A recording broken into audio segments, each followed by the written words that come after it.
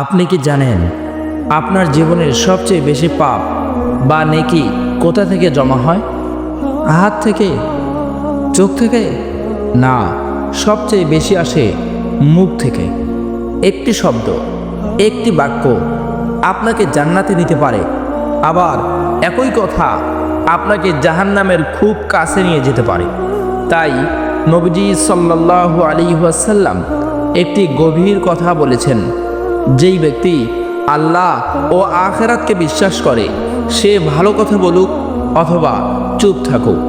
দেখুন, দিনে আমরা কত কথা বলি, রাগে, অভিমানে, মজা করতে, কাউকে আঘাত দিতে, কখনো আবার না ভেবেই বলে ফেলি, পরে আফসোস করি।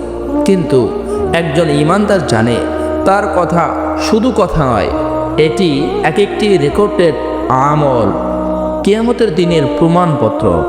ভালো কথা ছোট হতে পারে কিন্তু প্রভাব হয় বিশাল। একজনকে আল্লাহ তাআলা আপনাকে উত্তম দিক বলা, একজনকে ধৈর্য ধরুন সব ঠিক হয়ে যাবে ইনশাআল্লাহ, এগুলো ছোট বাক্য কিন্তু মানুষের হৃদয় গলে যায়। একটি সান্ত্বনা মানুষের হতাশ জীবন পাল্টে দিতে পারে। একটি প্রশংসা মানুষের মনোবল ফিরিয়ে দিতে পারে। আল্লাহ তাআলা বলেন, ভালো কথা খেজুরের গাছের মতো, এর শিকড় মাটিতে ধীর আর ডালপালা আকাশে। অর্থাৎ তার ফল শুধু আপনাকেই না, চারপাশের মানুষকেও উপকার দেয়। মুখের কথাই অনেক পরিবার ভেঙেছে, অনেক সম্পর্ক নষ্ট করেছে, অসংখ্য মানুষকে কষ্ট দিয়েছে। হিংসা, গীবত, অপবাদ, ব্যঙ্গ এগুলো মুখ থেকেই বের হয়, আর প্রতিটি কথাই ফেরেশতারা সঙ্গে সঙ্গে লিখে নেয়। একটি খারাপ কথা, একটি বাজে মন্তব্য, একটি রাগের বাক্য আপনার বছরের নেকি পুড়িয়ে দিতে পারে।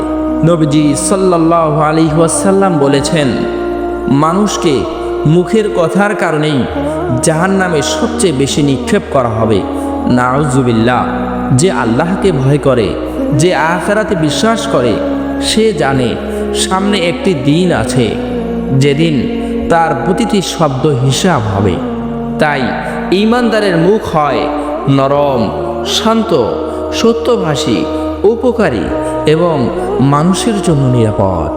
ভালো কথা বলার শক্তি ঈমান থেকে আসে, আর চুপ থাকার ক্ষমতাও ঈমান থেকেই আসে। আপনি যখন রেগে যান, কারো ভুল দেখেন, মন খারাপ থাকে, সেই মুহূর্তে খারাপ কথা বের হওয়ার সম্ভাবনা বেশি থাকে। কিন্তু মনে রাখবেন, চুপ থাকা কখনো দুর্বলতা নয়, এটি ঈমানদারের শক্তি। নবীজি সাল্লাল্লাহু আলাইহি ওয়াসাল্লাম আরও বলেছেন, যেই ব্যক্তি আমাকে তার জিহ্বা ও গোপনাঙ্গের গ্যারান্টি দিবে, আমি তাকে জান্নাতের গ্যারান্টি দেব। সুবহানাল্লাহ। তাই আজ থেকে একটি সিদ্ধান্ত নিন, আপনি দুই রাস্তায় চলবেন না। আপনার মুখ সবসময় সত্য, সুন্দর ও উপকারী কথার উৎস হবে। আর যদি মনে হয় না, এখন ভালো কিছু বলা সম্ভব না, তাহলে চুপ থাকুন। চুপ থাকাই হবে আপনার ঈমানের পরিচয়। কারণ কথা শুধু শব্দ নয়, কথা হলো চরিত্র, ঈমান ও আখিরাতের সাক্ষী।